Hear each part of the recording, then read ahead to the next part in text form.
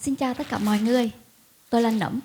Hiện tại tôi đang vận hành một cái tiệm gốm nhỏ có tên là Nấm Pottery và là đồng sáng lập của Sạp Nghệ, một cái cửa hàng bán những cái sản phẩm nghệ thuật của các bạn nghệ sĩ trẻ tại Việt Nam. Lời đầu tiên tôi muốn gửi lời cảm ơn tới chương trình TEDx Lê Lợi đã mời tôi tham gia buổi talk show ngày hôm nay. Đây thực sự là một cái thử thách lớn bởi trước giờ tôi chưa bao giờ nói chuyện trước đông người như thế này. Trong cái hình dung của những người quen và những bạn bè của tôi thì tôi là một người dám sống, dám theo đuổi ước mơ. Mặc dù không được đào tạo qua trường lớp về nghệ thuật, nhưng tôi vẫn quyết tâm theo đuổi nghề gốm khi tôi đã 35 tuổi và đã là mẹ của 2 em bé. Tuy nhiên, ít ai biết rằng tôi đã từng là một người rất là tự ti và mang trong mình rất là nhiều nỗi sợ. Cho tôi hỏi là trong tất cả các bạn đang ngồi đây, có ai vẫn chưa tìm thấy con đường riêng của mình không ạ? Các bạn có thể giơ tay. Ồ, nhiều hơn là tôi nghĩ rất là nhiều. Hẳn là các bạn đang cảm thấy rất là nặng lòng. Bởi tôi cũng từng trải qua những cái thời gian như vậy, cho nên tôi rất là đồng cảm. Có những ngày tôi thức dậy với một cái tâm trạng rất là nặng nề, bởi tôi không biết rằng điều gì đang chờ đợi mình ở phía trước, rằng tôi là ai và liệu tôi có đang sống theo cái kỳ vọng của người khác mà đánh mất đi bản thân mình hay không. Trước đây tôi từng làm công việc văn phòng ở một cái trường cao đẳng, và cái công việc này là của ba mẹ xin cho tôi sau khi tốt nghiệp. Và thời gian đầu thì công việc vẫn rất là ổn, nhưng mà càng về sau tôi càng cảm thấy rằng cái công việc này không phù hợp với tôi. Bởi bản thân tôi là một người thích tự do và tôi thích làm những cái công việc sáng tạo.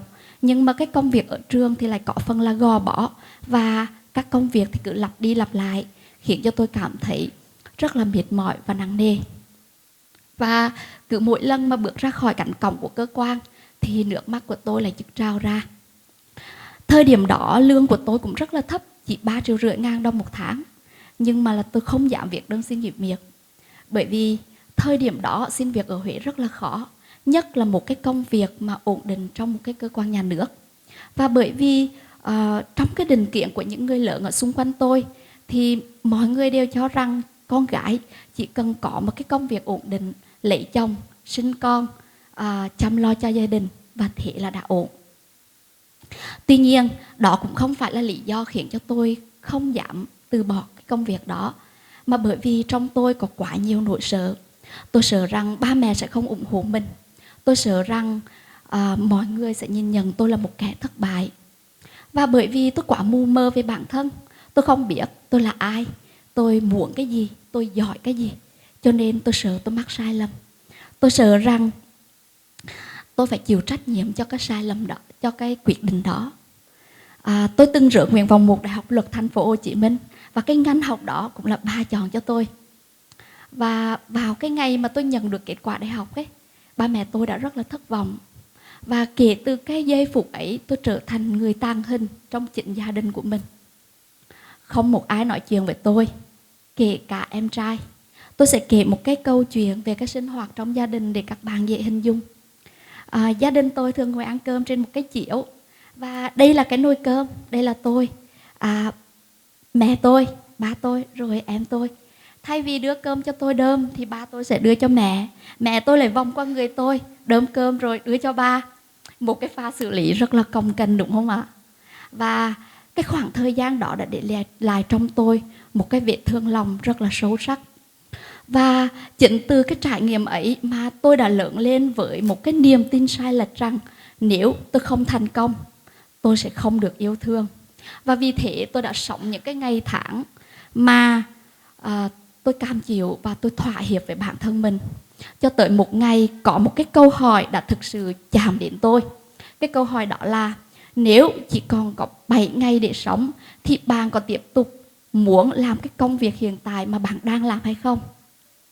Cái câu hỏi đó nó giống như là một cái gạo nước lạnh, nó xối thẳng vào tâm trí tôi và nó làm cho tôi bừng tỉnh. Lúc đó trong tôi dậy lên một cái nỗi sợ hãi, và cái nỗi sợ này còn lớn hơn gấp nhiều lần cái nỗi sợ mắc sai lầm của chính tôi. Tôi sợ rằng tôi sẽ sống một cuộc đời vô nghĩa, rằng tôi sẽ mãi mãi đánh mất chính mình. Và hơn hết tôi có một cái mưu cầu. tôi mong muốn tôi được tự mình vẽ nên bức chân dung chân thật của chính tôi.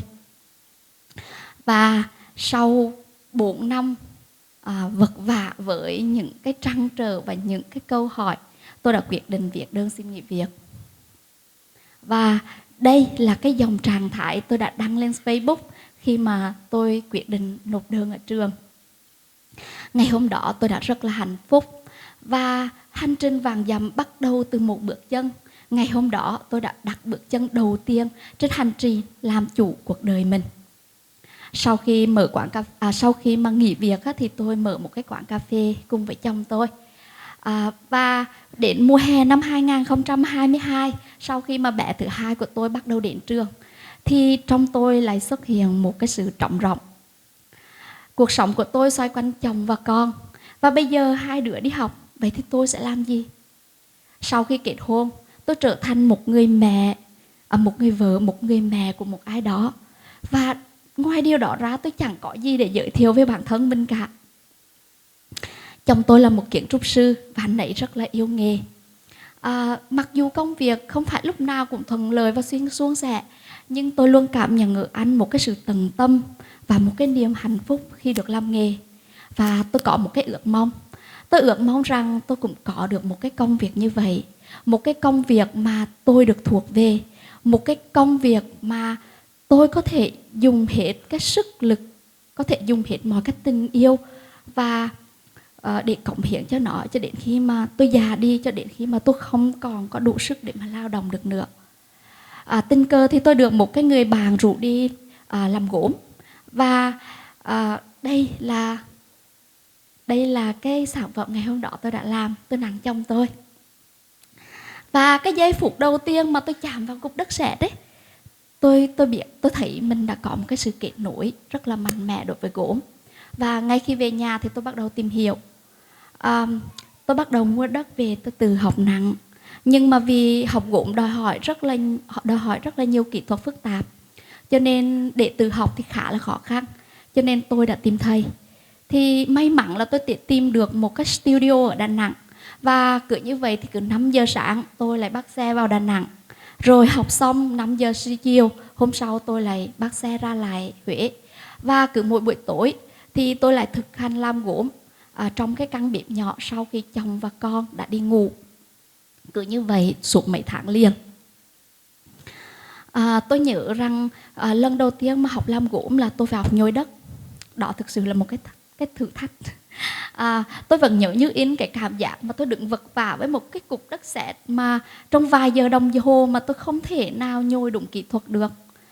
Hôm đó tôi trở về nhà và với một cái tâm trạng rất là chán nản và mệt mỏi, thì tôi mới tâm sự với chồng tôi. Thì anh ấy đã nói với tôi rằng là không ai mà có thể giỏi ngay từ đầu được. Em phải nỗ lực thì em mới thành công. Vậy lại em không thể nào mà so sánh một cái ngày của em với một cái 10 năm làm nghề của thầy em được. Nếu như em nỗ lực và cố gắng em sẽ làm được. Tôi như sốc được lại tinh thần. Tôi bắt đầu lên YouTube, tôi tìm tất cả những cái clip mà hướng dẫn về nhồi đất. Tôi đã luyện tập và trong 1 tháng thì tôi đã nhồi được đất. Nghề gốm là một cái nghề rất là thú vị. Đó là sự kết hợp của khoa học và nghệ thuật. Khoa học thể hiện ở chỗ bạn phải hiểu về cái thành phần đất, về cái nhiệt độ nung và những cái phản ứng hóa học bên trong lò nung. Và nghệ thuật thể hiện ở chỗ bạn có thể sáng tạo những cái hình dáng, màu sắc và các kỹ thuật trang trí trên sản phẩm. Và vậy cho nên là khi làm gốm, tôi được vừa là một người thợ, vừa là một nhà nghiên cứu và vừa là một người nghệ sĩ. Và càng làm gốm nhiều tôi lại càng thấy mình gắn kết với nghề. Và tôi tin rằng đây sẽ là cái sự nghiệp mà cả đời tôi sẽ theo đuổi. Làm gốm mang lại cho tôi một cái thu nhập vừa phải, được mọi người công nhận. Và hơn hết tôi thấy mình lớn lên qua từng cái sản phẩm. Và có thể tôi chưa phải là người giỏi nhất, nhưng tôi đã không còn là người vô hình. Tôi nghĩ rằng ai trong chúng ta ở đây cũng đều có một cái mục tiêu, đều có một cái định nghĩa riêng về thành công. Bởi chúng ta có một cái mục tiêu riêng khác nhau. Với tôi, được làm cái công việc mình thích và làm cái công việc đó rất hạnh phúc, thì đó được gọi là thành công. Ngày hôm nay tôi đứng ở đây không phải để kêu gọi bạn hãy từ bỏ tất cả mọi thứ để theo đuổi đam mê, mà tôi chỉ mong bạn mỗi ngày hãy dành từ 1 đến 2 tiếng để trả lời cho cái câu hỏi là liệu bạn có đang sống cuộc đời của chính mình hay không, và liệu bạn đang sống một cái cuộc sống vui vẻ và hạnh phúc hay không. Tôi nghĩ rằng đó chính là điểm xuất phát. Bởi bạn đang sống một cái cuộc đời, nếu như bạn đang sống một cái cuộc đời không mỹ, tốt đẹp và không mong muốn, và bạn muốn thay đổi, thì tôi nghĩ rằng đó chính là điểm xuất phát. Bạn đang muốn sống một cái cuộc đời tốt đẹp hơn, ý nghĩa hơn, và cái suy nghĩ đó vô cùng quý báu. Các bạn có biết rằng là để từ một cái cục đất sét mà nó trở thành một cái món đồ gốm hữu ích và xinh đẹp, thì cái cục đất sét đó phải trải qua rất là nhiều những cái khó khăn thử thách không? Đầu tiên, hãy tưởng tượng bạn là một cái cục đất sét nhé. Đầu tiên bạn sẽ phải chịu đau bởi lực nhồi của người thợ gốm. Sau đó bạn lại bị xoay vòng vòng trên bàn xoay để tạo thành hình. Không chỉ dừng lại ở đó, bạn phải chịu sức nóng lên đến 1200 độ C trong vòng 12 giờ đồng hồ. Rồi nhưng mà giống như việc bạn trải qua 7749 kiếp nạn vậy, đúng không ạ? Nhưng mà sau cái hành trình khắc nghiệt ấy, bạn trở nên khác biệt và có giá trị. Tôi nghĩ rằng ai trong chúng ta cũng đều từng là một cái cục đất sét với một cái bản thể vô cùng mềm yếu và đầy sợ hãi. Nhưng qua những cái thử thách và khó khăn của cuộc sống, chúng ta được tôi luyện để trở nên cứng cáp, mạnh mẽ, trưởng thành và ngày càng thấu tỏ chính mình. Chính vì vậy, bạn ơi, đừng bao giờ ngừng nỗ lực và cố gắng để tìm kiếm sức mạnh để bước tiếp, để tìm kiếm bản chất thực sự của chính mình. Bởi thành công không phải là việc bạn trở thành người giỏi nhất, mà thành công là khi bạn vượt qua những cái giới hạn tưởng chừng như không thể, là khi mà bạn không còn bị dẫn dắt bởi ngoại lực mà bắt đầu sống bằng nội lực, là khi mà bạn đủ can đảm để tự nâng lên chính mình thành một cái phiên bản chân thật và khác biệt nhất. Tôi tin rằng với cái sự nỗ lực không ngừng nghỉ ấy, một ngày nào đó bạn sẽ được đền đáp một cách xứng đáng. Bài nói của tôi hôm nay đến đây là kết thúc. Tôi xin cảm ơn tất cả mọi người đã theo dõi và lắng nghe.